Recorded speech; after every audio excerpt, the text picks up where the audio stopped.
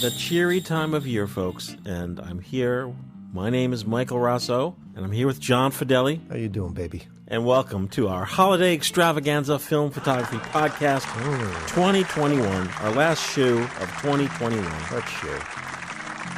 I'll tell you what I love. And you can purchase it these days, the compilation of all the Beatles Christmas singles. Hello, this is John speaking with his voice. We're all very happy to be able to talk to you like this on this little bit of plastic. This record reaches you at the end of a really gay year for us, and it's all due to you. I've seen records on eBay, but they go for like over $100. Do they really? They're really terrific. I'm George Harrison. Nobody else has said anything yet about our fan club secretaries, Anne Collingham and Bettina Rose. Not to mention Frida Kelly in Liverpool. Get out, Frida! That's like a holy grail to me. I never heard those. I know a lot about the Beatles, but I've never heard all of those. Well, it was the Beatles fan club, and every year as a fan club member, you got a special 45 RPM with the Beatles Christmas greeting. Happy Kringle. Instant photography by Kodak and the night before Christmas. Hey, Joey. What? He's downstairs. Nobody downstairs, Arnold. There is so. When you need a picture in an instant, you'll love the Kodak Colorburst 250 with built-in flash. Joey, look. Wow. Brilliant color built-in flash with the Colorburst 250 instant camera. I don't know how many folks listening are on Instagram. I thoroughly enjoy it. It's my favorite social platform. It's sort of free from all like the noise and drama of like a Facebook. Although I take it back, I think my favorite is Flickr still from a photography perspective. Flickr is terrific. Flickr. It's the great website that was, but it still exists, and it's well worth your time. This is unsolicited. This is not a promotion. We don't take payola here at the FPP. Flickr for your film photography, because, and there's a fee. There's a free version, but the fee version, FEE, allows you to put like unlimited amount of photos. You gotta pay though. Yeah, but with your tags, it makes it so easy to keep track and find your photography. You can put your photography in folders. It's wonderful. It really is. John's still looking. So Instagram, let's talk about social media very briefly. So Instagram, of course, the FPP is on it, Film Photography Project. I have a personal account, Mike Shoots Film. That's for all the goofy shit that I kind of can't put on the FPP side of things. And ditto for YouTube, Film Photography Project. We have a YouTube channel. Please do give us a subscribe. John, we are ever inching closer. How close are you now? We're 29,800 plus. Oh, only 100 plus to go. That's crazy. So we have this great campaign going, whereas once we get to 30,000, that's when we're going to unleash. This is like, we're giving something away that no one wants. You want to get it off your chest. That's about it. Yeah. I take great joy in posting our student films. Why? Because they're fun. What's the general response you get to those things? The same 5 people. Bless your souls. Well, at least you make 5 people happy. Yeah. Angus. And a few other folks who the last short film I posted was the Green Monster one. What's that called? The Green Man? No, no. The one where your friend Tom. Yeah, it's called. I forget.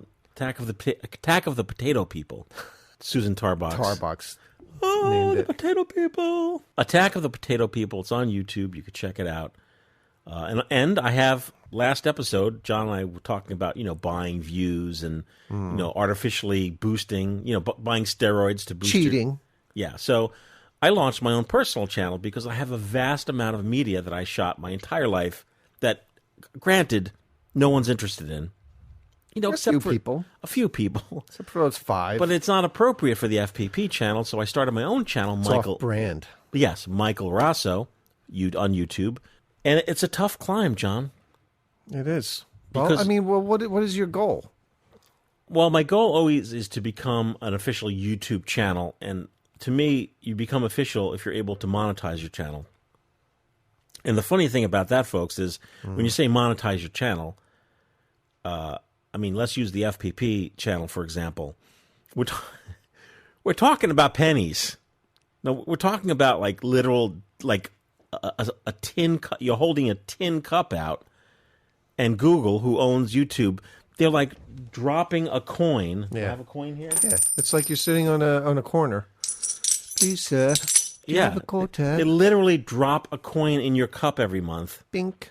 Yeah, for your views. I mean, I'm talking about thousands of views, not hundreds of thousands or millions of Thanks views. for helping us hypnotize the world and monetize it. Here. So I'm posting now the audio only on YouTube. So we have our podcast. It goes out to all the podcast people. Not going to do any recreations with like puppets or something? I would love to. Clay characters? If anyone has any skill out there in the animation department. And they want to animate the podcast, that would be great. They want to throw some fantastic. visuals on there, even if it's just drawings or something. The best animation I ever saw, and it's not good animation, but it was appropriate and it made me laugh like hell, was the Christian Bale rant on set. Do I want? No! No! Don't shut me up! Am I going to walk around and rip your lights down? I never saw that. Someone Someone animated him, but even though it wasn't from that film, right? He was wearing a Batman costume. Cool. Here we are, Film Photography Podcast, December 15th. Yeah, I do recommend you go back into the library of all the holiday shows, because I'm not going to drag out the tired old recordings of The Hungry Dutchman, Looking for Santa. Well, Mark's not here, so you can talk freely about The Hungry Dutchman. Go back, revisit that. Yeah, revisit those. For some holiday cheer from the past. Today, I'm going to talk about some stuff that's in the FPP online store, and I'm going to be talking about an awesome video Matt Marrash posted. Great subject matter. We're going to be rolling in a segment when Mark O'Brien visited us. Yeah. He was talking about simple use cameras, which kind of just ties into the new products. So stick around for the new products. Let's roll right into Mark O'Brien talking about simple use cameras. In conversation with us. Yes. Mark crashed into town a month or so ago. Let's hear Mark's take on simple use cameras, because we have the update right in front of us. Great. I'm here. So, Mr. Mark O'Brien, author of Monochromania, the zine, and of course of the zine, the Random Camera Blog. Yes, I'm here. Yes, he is here. Simple use cameras, what's new and what's old. I like the topic name because simple use cameras is actually the name that Lomography uses for their series of simple use cameras, which are reloadable plastic point-and-shoot cameras that you buy that comes with a roll of film, and you could pick a number of different flavors, whether it's color, black and white. They're purple, they're Metropolis. Oh, it's nice. I'm working on a future issue of Monochromania devoted to 35mm toy cameras. So simple use cameras come under that umbrella of 35mm toy cameras, because they're basically a 35mm box camera.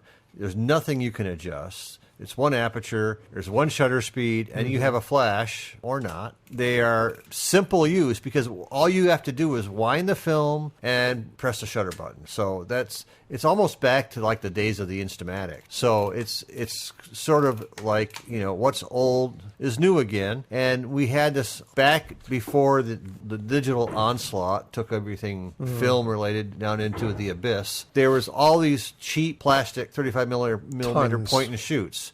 And some of them were very simple, not very different from what these simple use cameras are today, to, more advanced point and shoots with a head and retractable lenses and maybe different focal lengths. Those all kind of disappeared after digital became the predominant thing, because everyone had their phones, they had digital cameras. And so, yet the only cameras that you could find in the store still were the so-called disposable cameras, or single-use cameras. Fuji makes them. Kodak makes them. They go in the Walgreens and they Fun-Saver. Fun-Saver. The Kodak Fun-Saver. Some were waterproof. We have that here in the FPP store. Oh, do you? The Fun-Saver regular and the waterproof Fun-Saver.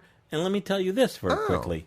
The Fun-Saver, people order like 20 or 30 at a time, because they... Like weddings. Yes. Oh, yeah. Yes. There you go. These cameras have been around for a while. And so it's not like it's something new. But what's new about them is that they have these boutique, simple-use cameras. Harmon 35, the double film one. We have the one from Lomography. And there's others out there, the Kodak M35. Before all those were out, there were a few other ones you could still find up to maybe a few years ago. One was the Walgreens Studio 35. When you use the film up in it, you would take it to them, and they would reload the camera with film because they had lifetime film for the life of the camera, I guess. And you had to take your film to Walgreens to process it. Oh, my God. And they would give you another roll of film, That's but they would awesome. put it in the camera for you. How come I never heard of that? I don't think I had a didn't hear Walgreens. that. I didn't have a Walgreens. Walgreens weren't big around here back in the day. And I've actually I picked up one of those Walgreens cameras at a thrift shop for $1, and I reloaded it. In those, you load the film in, and you rewind the film to the end of the canister, and then when you advance the film, it all goes back in instead of rewinding the film into the canister. What's so the it's just camera the that you opposite. like that does that? Canon EOS. EOS. Oh, those guys. Let me ask you a question. Are you talking about literally disposable cameras that weren't to be reloaded that you're tinkering with and reloading? Is that what you're saying? Well, no, this is one that was designed to be reloaded. Oh, okay. Yeah, and so From the 90s. Yeah, from the 90s and maybe into the 2000s as well. But the earlier disposable or simple use cameras were not meant to be reused. You took them to the lab and you dropped them off, and they put them in a little box, pried them apart, took your roll of film and developed it. All the other parts went into another box that got sent back to either the manufacturers or recyclers or whatever, because oftentimes they reuse these. They recycle them. Because they covered them in cardboard, see, and you don't know what was in there. It's all hidden from view. And it's very, inside it says very utilitarian. There's nothing telling you what it, anything more than that. It's designed to go back to their factory. Yeah, go back to the factory. Here we are in 2021. We have these simple use cameras, and people are going gaga over them as if it was something new, but they're not really new. They're something that's been around for a long time. Foolish. But the cool thing is that they're colorful. Some have really weird film in them or whatever. They have little filters for the flashes. Gets people excited about trying film. Maybe they didn't ever want to try a film camera before, and all of a sudden they get their photographs back and they go, wow, this is really cool. It's a gateway camera. It is. It's a gateway camera. Yep. The beauty of these cameras is they are simple to use. I mean, they're a great camera to give your 6-year-old to go out and take pictures with. You never know what they're going to come back with. You have a flash on there. Is there? Not on this one. Oh, no? No, that's the eye. Oh, okay. This is the Panoramic I thought that Fun was a flash. Saver Panoramic 35, but it had film in it that expired in 1997. I opened it up and put a roll of XP2 in there. Is it truly panoramic? It's panoramic. It's 13 millimeters by 36. Oh, no shizzy. And it has a real panoramic lens, right? Well, it's got a plastic, wide-angle lens. Real plastic. Yeah. And it's got a panoramic mask in there to give you, the cheap panorama effect on 35 millimeter. Shit. It's pretty cool, actually. Will you keep reloading this? Yeah, I will, until it breaks. For like a red hot minute in the late 90s, wasn't just everything panoramic? Oh, yeah. I guess the labs adapted where they would give you a much wider picture. Well, with APS, they did that, right? They APS. They had that nice panoramic. And I'll tell you, I really liked those. I thought they were really cool. Yeah. Did you ever own an APS camera? Yeah, several. Did you ever own any APS SLR cameras? Yes, several. Wow. That's a single lens reflex. Let me guess, the Nikon. No, the Minolta. The Minolta. I love that camera. It's great. Different topic. APS film was a late 90s format. And once digital started taking a hold, APS just disappeared. And strangely enough, 35 millimeter prevailed. Yeah. Well, I think, we've probably talked about this on the show before. I know we did, because I remember Leslie telling us all about how APS was really to make money on the film processing end of things. What show? Do you own any of the actual lomography simple use? Yes, I've got the one that came with the Metropolis film in it. Okay. And I've shot that roll. I haven't developed it yet, and I reloaded it with, I think, Ultrafine 400. I've also shot with the Harmon 35. Harmon, who makes those? Is that Harmon rebranded, or is that... Harmon is like one branch of Ilford. Oh. Yes. Harmon is in the UK. Uck? And actually, Harmon manufactures the Ilford branded film. Right. But they didn't really get into cameras so much. Or well, did they? No. I mean, they're not thought of as a camera company, Right. but a lot of companies now are getting into, simple point and shoot cameras. And the Harmon, which by the way is super popular here at the FPP, it's priced very nicely. Yep. How much? It's a point and shoot camera. It comes with two rolls of film. It comes with 2 rolls of film. That's pretty awesome. HP5. It flies. Comes with Kentmere. Kent Mirror. Oh, yeah, Kent Mirror 400. Yeah, right. It flies out the door here. Yeah, I have that one. I was pretty pleased with how things came out from it. These are currently being manufactured, or these are old stock? No, they're currently being manufactured. And the thing is, if you look carefully at these cameras, they're almost all identical. They only vary in the finish. So maybe some have a different color faceplate on them, but they all have the same controls in the same places, and so they're just designer. Yeah, you could say that. I mean, it's probably one factory in China turning these things out to whatever the people want. I would say that these are kind of the rage right now. They are. May I see?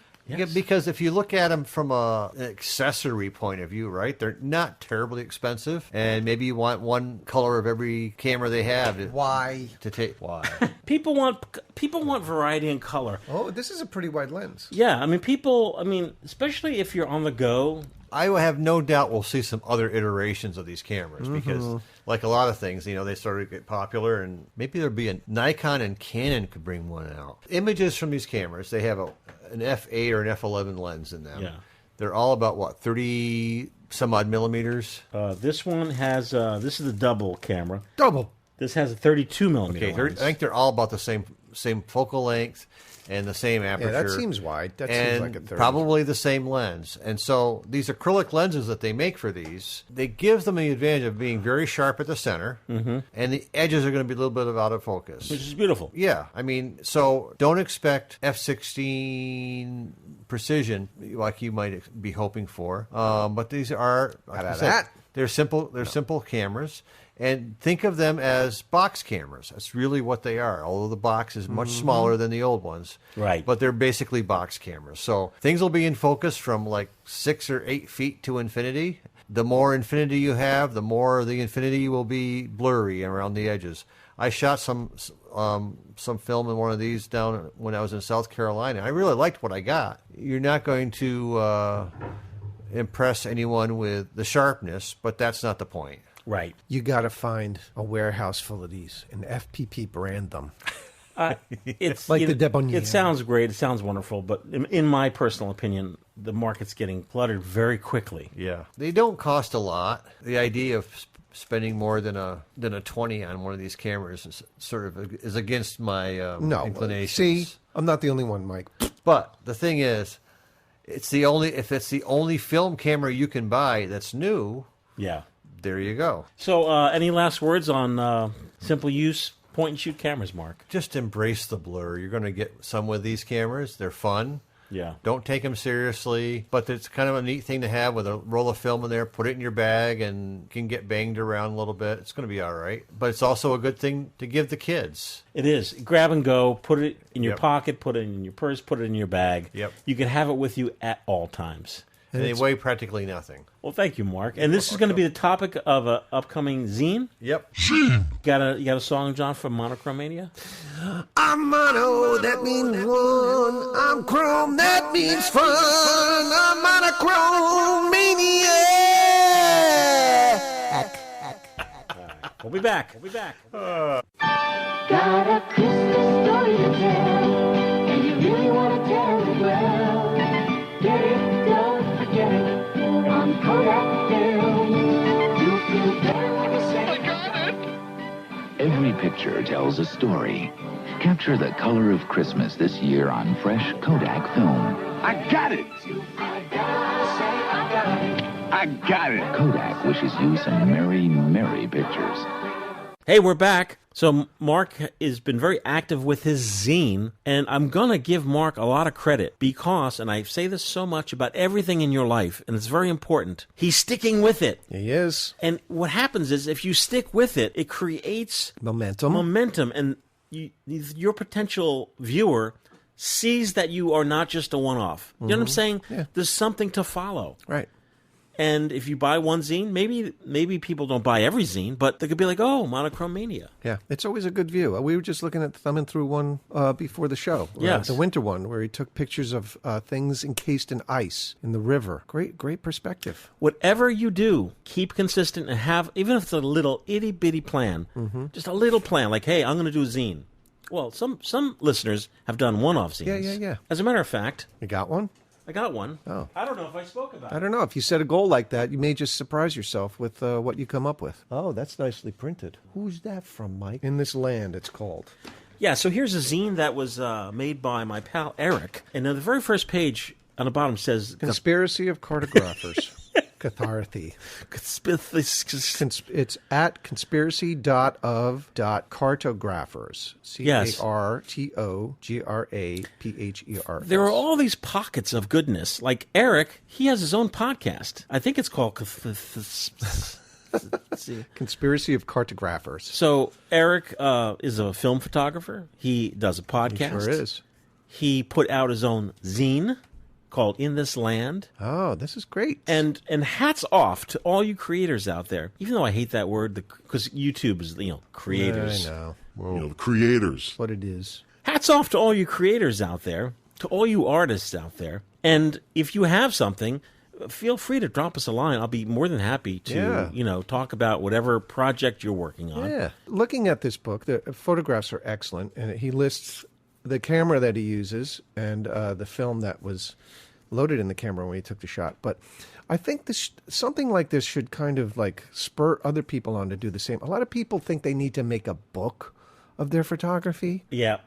That's really kind of overboard. I really don't think you need to go there. If you have enough people that you think you can sell a book to, great. But Look a for my zine ruler. like this, and that's this a smaller zine. But this is beautiful. It's on nice thick paper, nice heavy paper. I mean, the printing is awesome. This is attainable. I would look at this and go, hell, I could do this. Yep. I think I could fill a zine. Yep. And I would gladly buy something like this to look at. A book is a commitment. I don't know if I would buy a book. John, you could take all of your family photography and you could put volumes of books together. I have. Oh, you have? I have the first 3 years of my kid's life, at Clark Photo. On the down low. I would just load up, what happened that year, all the great photos. Those are great books, right? They're great to go back to. We always go back to them and laugh. But I stopped after the third year, which I shouldn't have. You know what? But it just got too you have a great opportunity now. You can call it the teen years. Yeah. So, hey, hats off to... O'Brien, we'll call him O'Brien in 2022. I think we know him well enough to say and that. Eric at Conspiracy of Cartographers. What is a cartographer? I have no idea, but that's what it is. Oh, this is volume 1, number 3. Well, he's got a couple out. And that's worth a look. Some really nice, he shoots with Holgas and Mamiyas, runs the whole range of low-end and high-end photography. The holiday season. What you get, Howard? A time that passes much too soon. Come on, guys. You're getting your picture taken. A special time you'll want to remember. See the camera, Howie? In pictures. To help make those pictures look as good as they can, make sure Kodak paper is behind them. If you don't see these words, it isn't Kodak paper. Ask for it where you get your holiday pictures. How'd you like my present, Howard? Kodak paper, for a good look at the times of your life.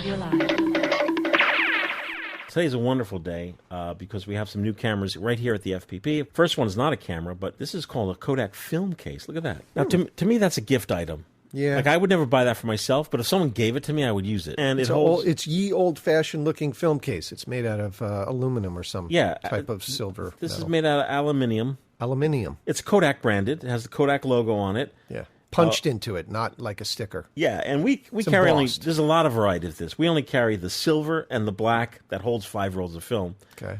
And we sell it at the FPP online store with a film, it's a bundle.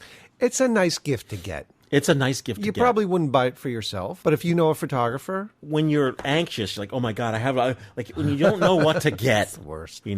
So there are some gift ideas at nice the FPP. Stocking stuffer. And it's nice that there's new stuff. So do you sell them with film in them too, or no? No. This comes as a bundle, so you get this beautifully as is. Yeah. And then the film is, shrink wrap to it, like the sealed film. What kind of? So you can buy it and pick out your own film as a bundle, or no? It's a bundle, and it's a I think it's a valuable bundle because it comes with film that's hard to get. So you get the Kodak film case with a roll of Ektar color, a roll of Color Plus 200, and the 3-pack of Kodak Gold. So the most exciting news, on December 1st, Kodak announced a brand new camera. Shocking, because it's not every day that Kodak, there's another Kodak camera, but I'm going to talk about the differences between them. This is a Kodak camera that Kodak US is introducing. So this is an American American made. No, it's American sold. I don't know where it's made. Jeez. It's called the Kodak Black and White Tri-X camera. Okay. Comes loaded with Tri-X, I guess. It's a single-use camera. It's a single-use black and white camera that comes loaded with Kodak Tri-X. Okay. Now, beloved Kodak Tri-X. Yeah. It's as American as apple pie. Okay. So the film is made in the U.S., in Rochester, New York. That's interesting. So through the plastic lens, some Tri-X. Pick it up. It's in the FPP online store, the Kodak Tri-X camera. Jump for joy. A new product from Kodak. Kodak here in the U.S. Moving right along. Another exciting camera. Yes. And this is the Kodak M35 camera. This is a reusable plastic camera. Mm-hmm. I have all the specs on this because I have a cheat sheet on the back of it. Good. So what is that, 33 millimeter? This has a 31 millimeter lens, which is a nice, nice in-betweener. It's a plastic camera that comes in bright colors. So there is a pink, there is a red, there is a blue, there's a yellow. Yellow! There's a gray. That's like a pumpkin. It's not a yellow. This is... Would you call this mustard? Mustard, maybe. Yeah. 31 millimeter lens. The aperture is fixed at f10. Mm-hmm. The shutter speed is 1/120th of a second. 1/20th. Oh. And it's recommended. I shot one roll with Portra 160. It's got a flash. And it has a built-in flash. But I recommend 200 to 400 ISO film in this camera. And it's called the Kodak M35. And John and I shot a video for this camera. Mm-hmm. And the great thing about that video is that a problem arose while we were doing the video. Do you recall? It got jammed. Oh, did it? So I had a roll of film in the camera that I shot, and then I didn't know to what exposure, and I went to wind it, and I wound past the number of exposures. Oh. So that you ever do that in your camera, folks, where you're kind of just pulling, you're at the very end, you're like, uh-oh. Don't do it. It didn't pull off the film off the spool. You've done that a lot of times. Yes. That's guilty. It didn't pull the film off the spool, but what it did was it jammed the camera, so it didn't allow us to press the button on the bottom to start rewinding. Like it literally jammed the camera. Yes. I had to kind of troubleshoot it, and that's why I recommend everyone have a film changing bag with you at all times. That's right. Throw the camera in the bag, and then you could open the film and manually take it out of the camera. Right. Roll your film back into the cartridge, and then send it to the lab. A few times you've opened the back of your camera, like in daylight, right? Yes. Why? Yeah, stupid. I don't know why folks do that. Not in daylight. I would go into the bathroom, into a dark room, and open it and feel and be like, oh, geez. Yeah. The video shows how to load it. I think it's very tricky loading. It takes a little bit getting used to. Yeah. Well, because it's plastic and it's small and it's what you might expect it would be for. I will say that a very similar, if not the same type camera, is the Ilford Harmon 35 millimeter. Oh, it's probably very comparable. It comes in, the Ilford Harmon camera comes in black only. It has a Harmon logo on it, not the Kodak logo. Uh-huh. And it comes with 2 rolls of film in the package. Oh, that's sweet. Pretty good. That's a sweet deal. Yes, sir. There's always a lot of words on our store pages, but that's because we thoroughly test the products, and we want to inform you, like, if you put your big gorilla mitts on this camera, it'll break so easy. Yeah. Oh, my God. Gentle pressure. If you're gentle with the camera, it'll last probably, most of your life. Yeah. Read the directions first. That helps. Absolutely. So just think, it's a plastic camera. How hard can it be? So the M35, finally, the Kodak M35, yet another Kodak camera. To you folks, if you shop at the FPP online store, I'm sure you do. Thank you. I mean, we're a small little team here. Yes. Here in New Jersey, the New Jersey team, the unsung hero. New Jersey. Justin. Yes. And guys are working around the clock, it seems. Every time I'm in here, there's so many packages being filled and brought out. At the end of the day, Justin has to make 6 trips to his car with all the packages to the post office. Yep. So it's greatly appreciated. And now that things have settled down, all the price hikes are taken care of, prices have been adjusted. Mm-hmm. I'm happy to say that FPP still has the best prices around. Great. Yeah. All good, John. It is. It was the night before Christmas, and all through the house not a creature was stirring, except this little fella. At a time like this, a gift from Kodak just begs to be opened early. The Kodak Tele Instamatic 608 camera takes group shots like this. And with the simple flick of a switch, beautiful close-ups. And you needn't move an inch. The Tele Instamatic 608 camera, one of the great open early gifts from Kodak. Christmas, 76. Picture it. Hey, we're back. Mr. Matt Marrash. Yes. I am a subscriber to Matt's YouTube channel, Matt Marrash, Matt with one T, M-A-T, M-A-R-R-A-S-H. It's called Large Format Friday. He ties in to what I've been saying of he came up with a plan. He's like, I'm going to have this YouTube channel. I don't know if he said that. And, and he stuck with it. Whenever I see his videos, I'm like, wow, this took a lot of work. And I love his channel because it's sort of like watching the FPP YouTube channel, which is very movie film centric these days. There's something to be taken out of it, whether you shoot large format or shoot movie film. Let's say you're a 35 millimeter shooter. There's universal lessons. Universal lessons. In the last episode. One of the more recent episodes, November 19th, Matt posted, should you develop your own film? And it was a comprehensive video. What, pros and cons, that kind of thing? Developing your own film versus using a lab. And developing your own film, he did a whole breakdown, the actual logistics of, well, if you're going to develop your own film, here's the scoop. Not necessarily what you need, but he went into like costs. Very comprehensive. He used graphs and graphics. Oh, wow. Matt also goes on to say that, oh, hey, I have a little sound clip I'm going to roll in. He says, oh, if you use a lab as opposed to doing it yourself, think of the free time you're... Yes. The lab's doing the work. They have the staff, and that is more time that you could spend shooting. Right. It's the old adage, Mike. Time versus money, You want to put in the time or you want to spend the money? So let's hear what Matt has to say. Okay, let's. Does it make sense to save a little bit of money by processing your own film? Can you save money by processing your own film? Here are some of the pros of working with a lab. First and foremost, they're a lab. They're specialists. This is what they do. They can do it mass, they can do it at scale, and it's their time, not yours. So whatever you're not paying in the physical labor and the time it takes to perform all of the lab processing. Also, they're taking care of the overhead, chemical disposal, all that sort of stuff. I can't emphasize this enough. When you send something to a lab, it is their time you're paying for, not yours. So you are free to go and shoot. If you have a large body of work and you want to promote consistency, sending it to the same lab can really help with that. Also, over the course of time, hopefully you're not sending it to a different lab each time. You're not shopping around. You find a lab and you like the results, and sticking with that lab helps you build a relationship. And working with the lab can be beneficial for both of you. They figure out what you like, and you continue to send them film over and over and over again. So building that relationship can really help. In addition, you're also typically helping support a small business. These folks are often operating on very slim margins, and they're doing this because they want to continue to offer this professional service to the photo industry.